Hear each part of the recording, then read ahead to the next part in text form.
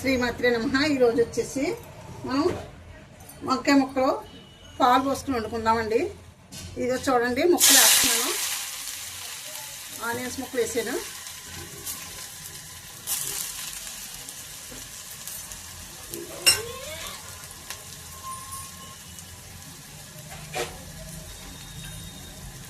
వేగుతున్నాయి కదండి. కొంచెం అల్లం వెల్లుల్లి కొట్టుకున్నానండి. వంకాయ కూరలోని అల్లం వెల్లుల్లి లేకపోతే బాగోదండి. చేసిన పేస్ట్ అయిపోయిందని కొట్టుకున్నానండి. అది కొంచెం మురుగుగా ఉందండి.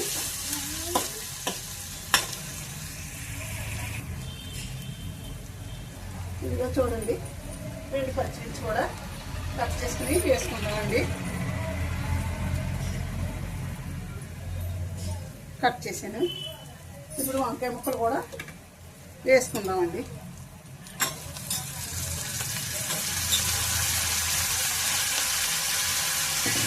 కొద్దిగా సాల్ట్ వేసుకుంటే బేగాని మగ్గుతాయండి, మనకి తొందరగాని మగ్గుద్దండి. చేత కొంచెం సాల్ట్ కూడా వేసానండి.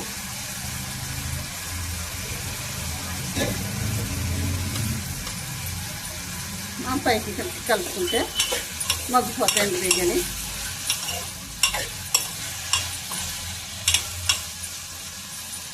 మూత ఒక నిమిషం మనం మూత పెట్టుకున్నామంటే కాసేపు మగ్గుతాయండి. ఒకసారి చూద్దామండి ఎలా మగ్గుతున్నాయో. మగ్గుతున్నాయి కదా మనకి. ఇప్పుడు కొంచెం పసుపు కూడా వేసుకుందామండి.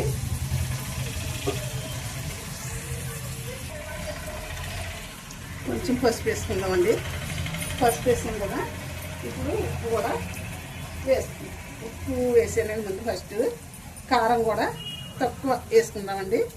వేసాను కారం. సర్లా కలుపుకుంటే మనకి అంతా కారం పడుతుందండి. ముక్కలన్నింటికి కొద్దిగా గరం మసాలా పౌడర్ కూడా వేసుకుందామండి. ఇప్పుడు పాలు పోసుకుందామండి. మగ్గిపోతే పాలు పోసుకుంటే మనకి వంకాయ కూర పాలు పోసుకుని వండుతున్నది చాలా సూపర్ ఉంటుందండి. టేస్టీగా కూడా ఉంటుంది. కొద్దిగా వాటర్ కూడా వేసుకుందాము. దేని మగ్గిపోద్దండి. మూత పెట్టుకుందామండి. మనం మూత పెట్టుకుంటే మనకి